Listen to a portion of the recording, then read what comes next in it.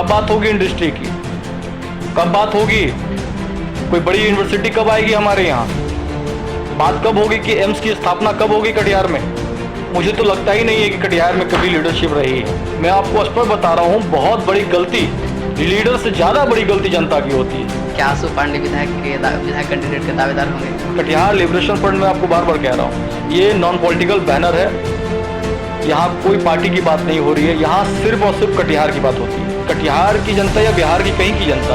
अब लीडरशिप चुनने की जो क्वालिटी होती है वो नहीं है। मेरा सवाल पूछना भारतीय जनता पार्टी से या नीतीश कुमार जी से क्या गलत है? क्या रोजगार नहीं आए तो मैं किससे पूछूं? पंडित जवाहरलाल नेहरू आके बताएंगे? लेकिन सड़क जो है बेसिक मतलब कि मुद्दा होता है किसी भी समाज के डेवलपमेंट के लिए। पूरी दुनिया के साथ साथ हमारा मुल्क भारत भी कोरोना महामारी से जूझ रहा है और बिहार विधानसभा चुनाव की सरगर्मी सर पर है और सत्ता पक्ष एक्चुअल मुद्दे से परे वर्चुअल रैली करने में व्यस्त हैं। बिहार से बाहर रह रहे श्रमिक लगातार बिहार वापस आ रहे हैं। ऐसे में बिहार में रोज़गार की काफ़ी किल्लत होने वाली है और बिहार के युवा बिहार में रोज़गार की मांग कर रहे हैं। मैं भी मौजूद हूँ कटिहार बिहार में। कटिहार के युवा भी कटिहार में रोज़गार के लिए आंदोलन को तैयार हो रहे हैं। स्वागत है आपका रिपोर्टेज में। मैं मुजाहिद इस्लाम और हमारे साथ बात करने के लिए मौजूद हैं आशु पांडे, युवा राजद प्रदेश सचिव, और इनका एक नया परिचय और जुड़ चुका है कटिहार लिबरेशन फ्रंट के चीफ के नाम से। जी हाँ, बहुत बहुत स्वागत है आपका रिपोर्टेज में। आपको भी प्रणाम। सबसे पहले आप अपने ऑर्गेनाइजेशन के बारे में बताइए। देखिए, कटिहार लिबरेशन फ्रंट का मतलब है सिस्टम से जो हारे हुए लोग हैं, जिसकी सिस्टम नहीं सुनती है, उसके लिए कटिहार लिबरेशन फ्रंट है। कटिहार के इतिहास में पहली बार एक ऐसे संगठन का हमने निर्माण किया है और हमारे लोगों ने, जो समाज के जो अंतिम पायदान पे जो लोग हैं उनकी आवाज़, चाहे वो छात्र हो, युवा हो, महिला हो, मजदूर हो, किसान हो, उनकी आवाज़ बन के कटिहार लिबरेशन फ्रंट सामने आएगी।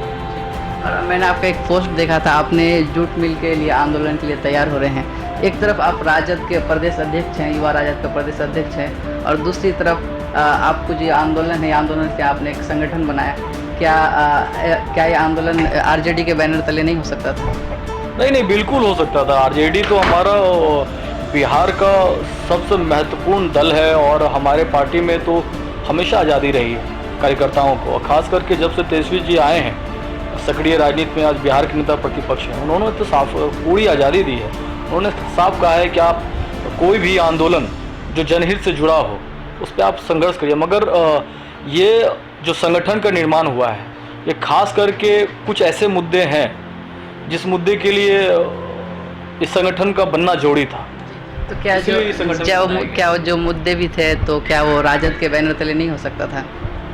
बिल्कुल हो सकता था, मगर राजद एक बड़ी पार्टी है। बहुत सारे ऐसे छोटे मुद्दे होते हैं, वहाँ पर मुश्किल हो जाता है। तो जब अपना एक लिबरेशन फ्रंट रहता है तो उस मुद्दे पे संघर्ष किया जा सकता है। छोटी मुद्दे पे थोड़ी प्रॉब्लम आती है, तो इससे छोटे जो मुद्दे हैं जो बड़ी पार्टियां नहीं उठा पाती है, तो इस बैनर से जरूर उस मुद्दे को उठाया जाए। कहीं ना कहीं ये मैसेज आ रहा है कि राजद आंदोलन नहीं करती है, इसके बारे में? राजद तो बिहार में सबसे ज़्यादा आंदोलन की है और मुझे लगता है कि आप देख लीजिए कि पिछले जब से पलटू राम नीतीश कुमार जी ने जब से हमारे साथ चला है हमें, तब से तो मुझे लगता है कि चाहे छात्र का मुद्दा हो या युवाओं का मुद्दा हो, किसान का मुद्दा हो या अभी हमारे मजदूर भाई का मुद्दा हो, सबसे ज़्यादा आंदोलन और सबसे ज़्यादा संघर्ष तो ये राजद ही कर रही है आज। लेकिन इसमें अगर आपने नया संगठन बनाया, एक राजद का एक जिम्मेदार मतलब पोस्ट में होने के बावजूद, इसमें क्या राजद में कोई असर पड़ेगा?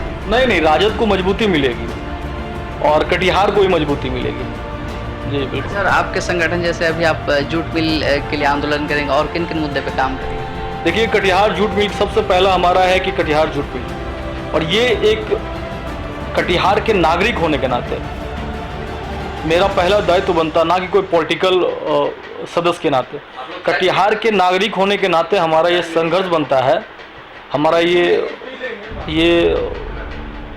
कर्तव्य बनता है कि सबसे पहले हमारे लिए कटिहार हो, जिसके लिए कटिहार जूट मिल के लिए और कटिहार में जितने उद्योग हैं उनको दोबारा ओपन करने के लिए कटिहार लिबरेशन फ्रंट संघर्ष करेगी। जैसे एक जूट मिल का मुद्दा है और किन किन मुद्दे पे आप काम करेंगे? हम एजुकेशन पे काम करेंगे, हम हेल्थ पे काम करेंगे, हम किसान पे काम करेंगे, हम जो समाज के जो सबसे अंतिम पायदान पे जो लोग हैं, जो शोषण है, जिसका शोषण हो रहा है, उसके लिए ये आंदोलन कंप्लीट जारी है।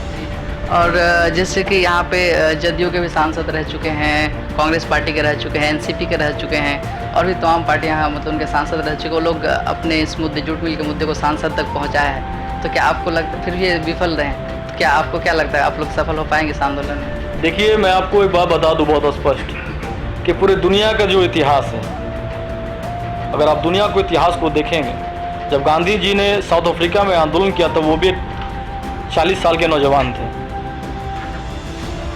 जब सुभाष चंद्र बोस ने आज़ाद हिंद फौज का गठन किया था, उनके अगली पंक्ति में सबसे पहले कोई खड़ा था तो वो भी एक नौजवान थे।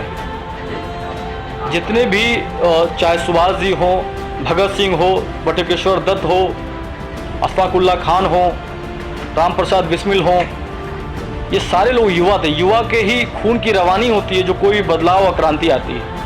और एक मेरा सवाल ये है कि अभी कटिहार ओवरब्रिज को लेकर के भी राजनीति हो रही है, उन पे आपका क्या पॉइंट है? देखिए, कटिहार, मुझे तो लगता ही नहीं है कि कटिहार में कभी लीडरशिप रही है।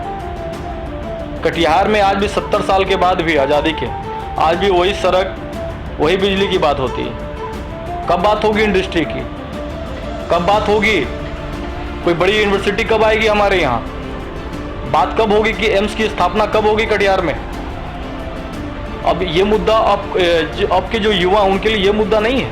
उनके लिए मुद्दा है कि कौन सी इंडस्ट्री आ रही है कटिहार में, कौन सी यूनिवर्सिटी आ रही है, कौन सा हेल्थ के लिए एम्स आ रहा, कब आएगा, ये इशू है अब। लेकिन सड़क जो है एक बेसिक मतलब कि मुद्दा होता है किसी भी समाज के डेवलपमेंट के लिए। मैं अभी कटिहार के वार्ड नंबर 18 से होकर के आया, वहाँ पे अभी भी लोग, नगर निगम के होने के बावजूद लोग चचड़ी पे चलकर अपना घर जा रहे हैं। इन सब के लिए आपके पास क्या नीतियाँ हैं? नहीं, मैं आपको बताया ना, उस जो आप चचड़ी की आज बात कर रहे हैं उसको मैंने ही उजागर किया है और सबसे पहले मैंने ही आवाज़ उठाई कि कटिहार नगर निगम बने हुए 7 साल हो गए और कटिहार की जनता एक बड़ी टैक्स देती है।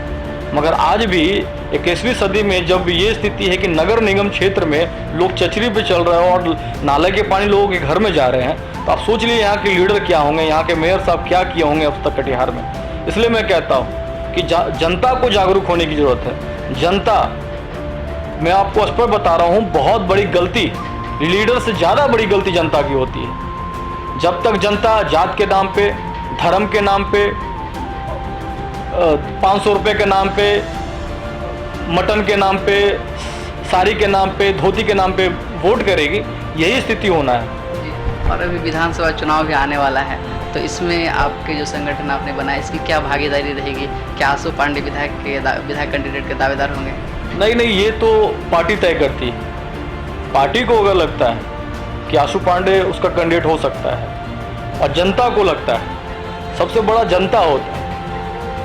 जनता जिस दिन आपको अपना लीडर मान लेगी, उस दिन फिर आपको कोई रोक नहीं सकता है। जनता को मानना चाहिए। मैं कहूं कि मैं विधानसभा लड़ना चाहता हूं, ये बहुत बड़ी बात नहीं है। जनता कहती है कि आशु पांडे को लड़ना चाहिए, उस दिन मुझे लगेगा कि मैं राजनीति कर रहा हूं और उनके लिए जी रहा हूं।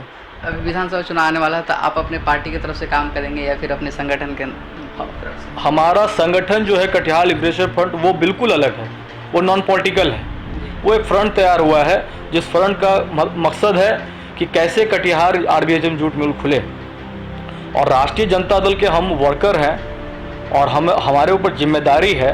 सबसे पहला हमारा काम रहेगा कि कैसे आने वाले समय में चुनाव में हम जाएं तो सबसे ज़्यादा सीट राष्ट्रीय जनता दल को कैसे मिले, ये हमारे लिए सबसे महत्वपूर्ण बात होगी। और एक मेरा सवाल है कि अभी हम लोग एक सोच ला रहे हैं, कैसा रहा 5 साल का कार्यकाल, तो इससे अभी जो आपके जो विधायक हैं उनका कार्यकाल कैसा रहा, इनके बारे में आप क्या बताएं? विधायक जी बहुत अच्छे आदमी है, मगर वो अच्छे लीडर नहीं है।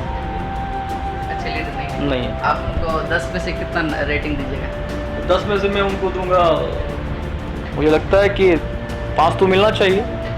जी हाँ, 5 मिलना चाहिए। कहीं ना कहीं आप अपने संगठन बना के कहीं ना कहीं पार्टी पर ये दबाव तो नहीं है विधायक के उम्मीदवार के लिए? नहीं, ये संगठन बिल्कुल अलग है। ये हमारे जीने का तरीका है। मैं थोड़ा इंडिपेंडेंट दिमाग का हूँ। कोशिश करता हूँ कि जो मुझे दिखता हो गलत, उसके लिए मैं कड़े शब्द में उसके खिलाफ लड़ सकूं, मैं वही करता हूं। ये कटिहार लिबरेशन फ्रंट में आपको बार बार कह रहा हूं, ये नॉन पॉलिटिकल बैनर है। यहाँ कोई पार्टी की बात नहीं हो रही है, यहाँ सिर्फ और सिर्फ कटिहार की बात होती है। और एक मेरा सवाल ये है कि इस बार आने वाले चुनाव में किन किन मुद्दे पे वोट होना चाहिए? मुझे लगता है कटिहार की जनता के लिए, मैं बार बार कह रहा हूँ, ये बहुत महत्वपूर्ण शब्द है आपका, कि कटिहार की जनता का आज या पूरे बिहार की जनता को मैं देखता हूँ, उनके अंदर जो भावनात्मक जो होता है, भावनाओं से खेलना, बड़ी बड़ी पार्टियाँ कभी धर्म के नाम पे, कभी जात के नाम पे, कभी बैकवर्ड फॉरवर्ड के नाम पे, कहीं पैसे के नाम पे, अब ऐसे लोग लीडर बनेंगे जो ठेकेदार हो, जो माफिया हो, जो रेफिस्ट हो, जो भू माफिया हो। अब ऐसे लोग को पब्लिक भी पसंद करने लगी है। कल तक क्या होता था ना कि समाज में वो लोग लीडर बनते थे जो अपने छोटी सी उम्र में समाज के लिए जीना चाहते थे, उसका पूरा जीवन जो है समाज के लिए समर्पित होता था। मगर आज की जो पब्लिक है, ये बात मैं स्पष्ट कहना चाहता हूँ, मेरी बातें सुन के हो सकती है कि मेरी बात तो बुरी लगे, मगर यह स्पष्ट है कि कटिहार की जनता या बिहार की कहीं की जनता अब लीडरशिप चुनने की जो क्वालिटी होती है वो नहीं है। अब उनके नज़र में वो लोग लीडर हो सकता है जो भू माफिया हो, हत्यारा हो, रेपिस्ट हो, ये सब लीडर हो सकते हैं। अब जो समय था, पूर्व का समय, जब एक कर्पूरी जी हुआ करते थे, लोहिया जी थे, वो लीडर को चुनते थे, चंद्रशेखर जी थे, मगर अब वो कमी आई है। और मतलब इस बार के चुनाव में किस मुद्दे पे होना चाहिए? मेरा सवाल ये है। कंप्लीट विकास, अब वो नहीं चलेगा। आपने कंप्लीट विकास का क्या डेफिनेशन है आपसे? मेरे लिए कंप्लीट डेफिनेशन है विकास का कि एजुकेशन पे बात हो।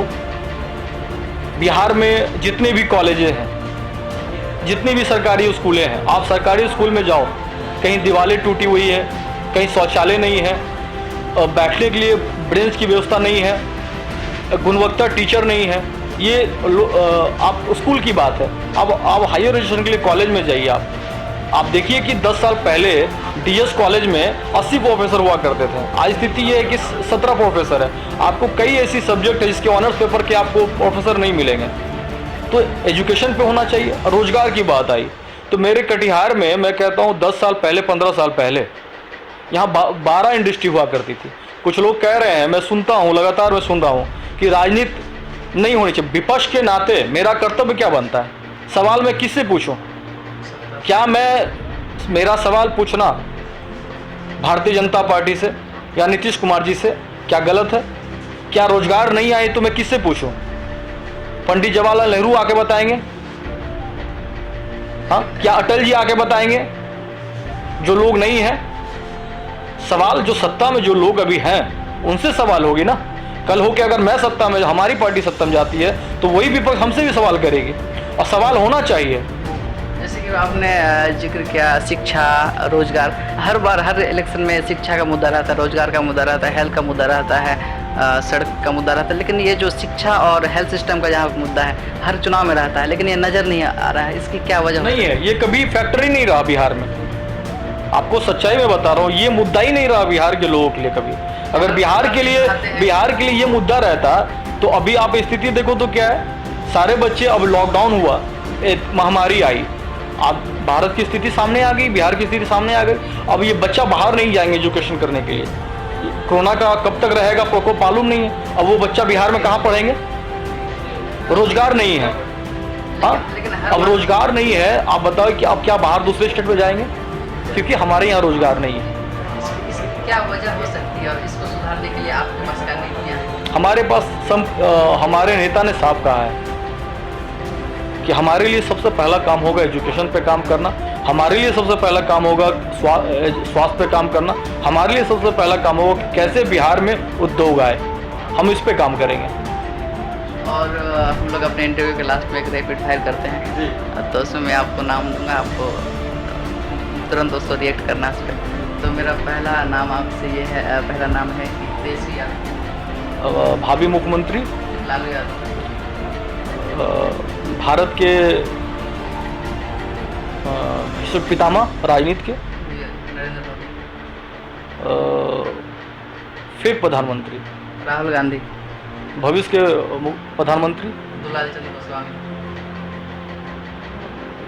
भगवान भोड़ से